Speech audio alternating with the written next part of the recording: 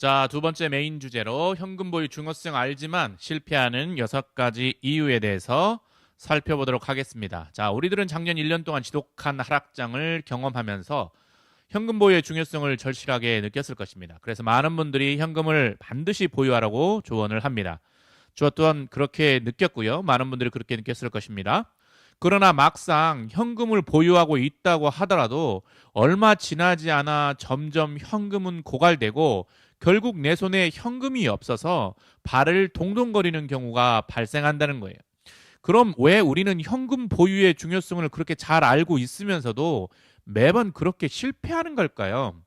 6가지를 간단하게 한번 살펴보겠습니다. 첫째, 현금을 많이 들고 있을수록 뒤처진다는 생각이 들기 때문입니다. 자, 물론 현금은요, 장기적으로 보면 인플레이션으로 인해서 그 가치가 하락하게 되어 있는 것은 사실입니다. 그래서 현금을 많이 가지고 있으면 낭비하는 것 같고 꼭 손해보는 것 같습니다.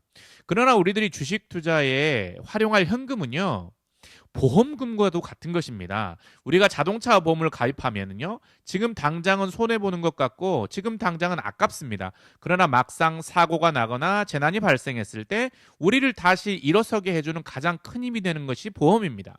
마찬가지입니다. 주식시장에 있어서도 상승장일 때는 현금이 아깝습니다. 그래서 이걸 꼭 가지고 있어야 되나? 이렇게 생각할 때가 있지만 깊은 하락장이 이어질 때는요, 우리가 이 주식 투자를 계속 이어가고 성공할 수 있는 큰 힘이 되는 것이 사실이라는 거예요. 그러니까 아깝다고 생각하는 것보다 이 현금은 보험금이다라고 생각하는 것이 좋을 것 같습니다. 자, 두 번째, 내가 가지고 있는 주식에 대한 확증 편향 때문이에요. 여러분, 확증 편향이라는 것은 자기의 의견이나 태도 선택에 대해 유리한 방향으로 편향되게 증거를 생성하고 평가해서 내가 세운 가설을 검증하는 것을 말하거든요.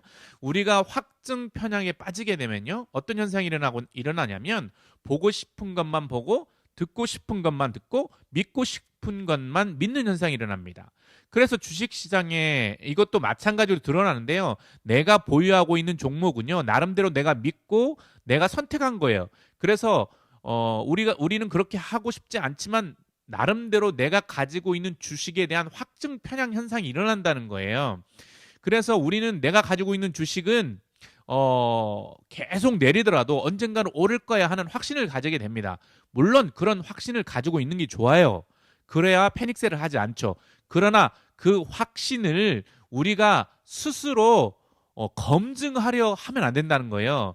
그래서 그 검증을 자꾸 하려고 하다 보니까 뭘 하냐면 자꾸 주식을 가지고 있는 주식을 하락하면 물타기를 계속 하는 거예요. 그것도 성급하게 이성을 잃어가면서 무리한 물타기를 하다 보면 어느덧 내 현금이 모두 소진되는 것을 우리가 발견할 수 있다는 거예요. 우리가 확신의 덫에 빠지지 않고 우리가 반대 의견도 수용하면서 더 하락할 수 있다는 경우의 수를 인정하게 되면 현금을 사용하는 빈도가 좀 낮아진다는 거죠.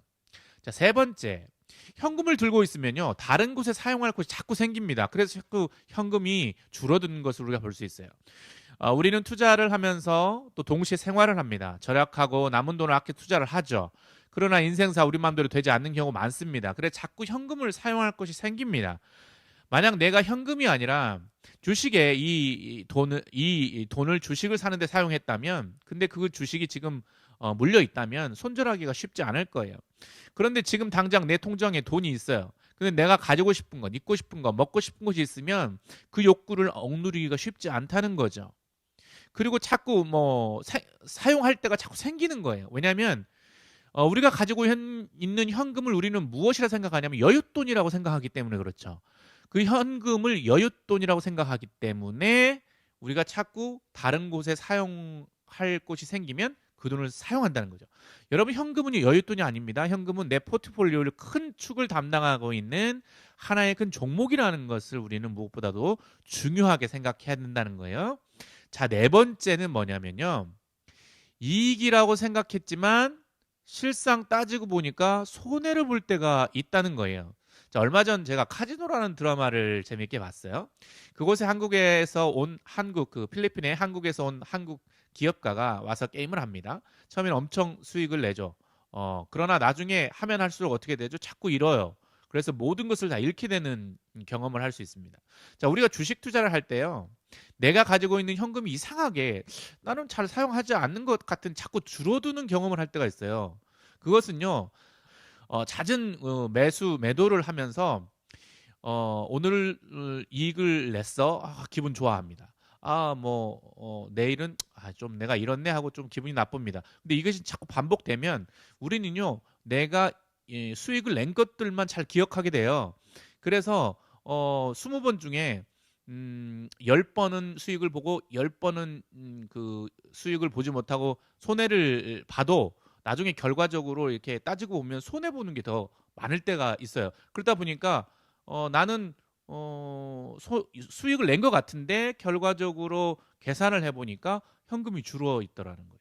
다섯 번째, 유입되어 오는 자금보다 빠져나가는 자금이 더 많기 때문에요. 너무도 당연한 이야기죠. 내가 벌어들이는 노동 수입보다 내가 주식을 사는 현금을 소진하는 게 더 빠르다는 거예요. 그렇기 때문에 현금이 자꾸 줄어듭니다. 몸보다는 손가락이 움직이는 것이 훨씬 쉽습니다. 하루 종일 알바를 해서 10만 원을 벌었는데 그 10만 원을 가지고 주식을 사는 것은 뭐 5초도 안 걸립니다. 그러니까 한 손가락 움직이는 것이 너무 쉬운 거예요. 몸을 움직이는 건 너무 어려운데 손가락 움직이는 건 너무 쉽단 말이에요. 우리가 이런 현상을 막기 위해서는요. 반드시 현금을 사용하는, 즉 자금이 유출되는 양을 조절할 수 있어야 돼요. 구멍이 많이 뚫려 있는 항아리에 아무리 많은 물을 부어봤자 그 항아리는 채워지지 않습니다. 먼저 그렇기 때문에 나가는 구멍을 막아야 돼요. 그래야 나가는 구멍을 막아야 어느 정도 물을 부어주면 계속 그 물이 유지된다는 거죠. 그렇기 때문에 너무나 많은 종목을 가지고 있으면 현금이 빨리 소진된다는 것을 우리가 경험하는 거예요. 그러니까 종목도 내가 감당할 수 있을 만큼 내 현금이 유입되는 만큼 내가 종목을 유지하는 것들이 필요하고 그런 과감한 정리를 위해 결단하는 것도 필요하다는 겁니다. 자, 마지막 여섯 번째는요. 자, 현금 비중 비율이 너무 잘 무너질 수밖에 없는 시스템이기 때문이에요. 여러분들 몇 퍼센트 현금을 보유하고 계시나요? 자, 이렇게 질문하면 현금을 들고 있는 분들은 나는 10%, 나는 20%, 뭐 어떤 분들은 만약에 들고 계신 분들은 30% 이렇게 뭐 얘기합니다. 그런데 주가가 하락하면요, 그 현금으로 주식을 매수하게 되죠. 계속 매수하다 보면 현금이 떨어지고 하늘만 쳐다보는 경우가 많아요. 그러다가 주가가 오릅니다. 그럼 어떻게 하죠? 현금 확보해라, 현금 확보해라 해서 내가 가지고 있는 주식을 팔아서 다시 현금을 확보합니다. 굉장히 보편화되어 있는 현금 유지 방법이죠. 그런데 이런 시스템은요, 절대 안정적인 현금을 유지할 수 없어요. 왜냐하면 주식이 언제 하락할지 아무도 모르고 언제 오를지 아무도 모릅니다. 저점을 아무나 잡을 수 있고 고점을 아무나 잡을 수 있다면 누가 부자가 못 되겠습니까? 언제가 저점이고 언제가 고점인지는 아무도 몰라요. 그렇기 때문에 내가 저점에서 주식을 매수하고 고점에서 팔아서 현금을 확보해야 되겠다. 이건 굉장히 위험한 생각일 수 있다는 거죠.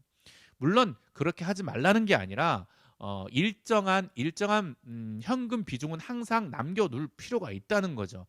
그렇게 하는 것도 일정한 현금 안에서 내에서만 하는 것을 저는 추천을 합니다. 그러니까 결코 무너지지 않는 어떤 절대적인 양의 현금을 항상 보유하고 있어야 된다는 거예요. 저는 그래서 그것을 액수로 맞추지 않아요. 그러니까 내가 나는 현금 1,000만 원을 가지고 있겠다. 이렇게 생각하지 않습니다. 저는 현금이라는 것이 1,000만 원이 내가 주식 투자를 할 때 2천만 원을 가지고 있을 때 현금 1,000만 원은 굉장히 많이 느껴지지만 내 주식이 만약에 10억이다. 그런데 현금 1,000만 원은 아무것도 아니단 말이에요. 그래서 저는 현금을 보유하고 유지할 때 반드시 리밸런싱 기법을 사용합니다. 그래서 TQQQ와 현금을 50대 50 리밸런싱을 하게 되죠. 리밸런싱을 하게 되면 좋은 방법이 뭐냐면요. 좋은 게 뭐냐면 아무리 주가가 빠져도 현금은 없어지지 않는다는 거예요. 계속적으로 리밸런싱을 해주니까. 그래서 그 주식이 상폐가 되지 않는 이상 현금은 없어지지 않아요. 그럼 언제 현금을 사용해서 주식을 매수하냐? 그거는요. 하락장이 계속되면 내가 평소에 벌어들이는 노동소득이나 기타 소득 가지고 주식을 매수합니다. 그리고 그 주식도 50%는 주식을 매수하고 50%는 현금을 또 저장을 합니다. 그렇게 해서 리밸런싱 또 주기가 3개월이 돌아오면 그걸로 리밸런싱을 맞춰주고 이렇게 하면 어, 예를 들어 미국 같은 경우에는 2주에 한 번씩 페이가 들어오기 때문에 뭐 2주에 한 번씩 정기적으로 매수를 하거나 이렇게 들어오는 그 수입으로 분할 매수를 할 수 있는 장점이 있다는 거죠. 그리고 3개월에 한 번씩은 어떤 급격한 하락장일 때 그럴 때는 리밸런싱을 통해서 또 많은 개수를 매수할 수 있는 그런 좋은 방법이 이지 않을까 하는 생각을 해봅니다. 자, 그러니까 우리가 주식을 매수할 때 계획 없이 내 감정에 이끌려서 내 감에 이끌려서 매수하는 것이 아니라 또 그렇게 매도하는 것이 아니라 시스템에 의해서 정해진 원칙에 의해서 매도를 할 때 현금이 유지될 수 있다는 것을 우리가 기억해야 한다는 거예요. 자, 이번 주 변동성이 아주 클 것으로 예상됩니다. 우리가 생각했던 것보다 훨씬 많이 주가가 빠질 수도 있어요. 뭐 상승할 수도 있지만요. 그러나 성급하게 빠진다고 해서 매수해서 현금 비중을 줄이지 말고 내 노동 소득만큼만 현금을 사용하고 또 내가 가지고 있는 현금의 어떤 비율 양을 꼭 유지하는 그래서 나중에 내 주식 투자의 든든한 안전판이 되어 줬으면 좋겠습니다. 자, 오늘 여기까지 하겠습니다. 자, 오늘도 조금이나마 도움이 되셨다면 구독과 좋아요 알림 설정 부탁드리겠습니다. 감사합니다.